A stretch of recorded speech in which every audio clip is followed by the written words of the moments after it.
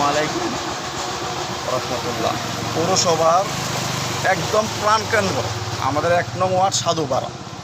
এখানে এরকম একটা রাস্তা গর্ত হয়েছে, এটা মানে ভাবাই যায় না, ঠিক আছে। অথচ আমাদের দুর্গাপুর পৌরসভার কর্তৃপক্ষ এদিক দিয়ে মোটামুটি তারা সব সময় চলাচল করে, যেহেতু একটা রানিং রাস্তা, তাহলে তারা অবশ্যই এটা দেখতেছে, কিন্তু তারপরে তাদের কোনো উদ্যোগ নাই।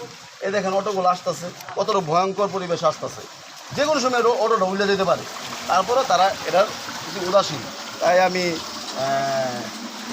১ নং ওয়ার্ডবাসীর পক্ষ থেকে, এই সাধারণ মানুষের তৃণমূলের পক্ষ থেকে আমি দুর্গাপুর পৌরসভা উদর্তন কর্তৃপক্ষকে জানাবো এবং অনুরোধ করব যেন আপনারা অতি শীঘ্র এখানে আপনার কিছু সুরকি বালু ফেলে এটা রোলার দিয়ে আপাতত রাস্তা হওয়ার আগ পর্যন্ত যেন এই এলাকার মানুষ এবং এখানে স্কুল কলেজ আছে, কিছু কর্মমতী শিশুরা যেন যাতায়াত করতে পারে, তার জন্য আমি বিশেষভাবে অনুরোধ জানাচ্ছি দুর্গাপুরের প্রশাসন এবং পৌরসভা এবং সার্বিক ব্যবস্থাপনা পরিচালক যারা এখন আছেন, তারা যে এই জিনিসটা একটু মাথায় নেবেন।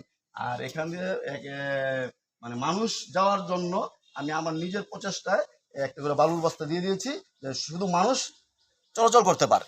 2টা করে দিলে তো এখানে মানুষ মোটরসাইকেল নিয়ে যাবে, তখন বস্তাগুলো ফেটে ফেলবে, তাই একটা করে দিয়ে দেওয়া যে মানুষ চলাচল করতে পারে।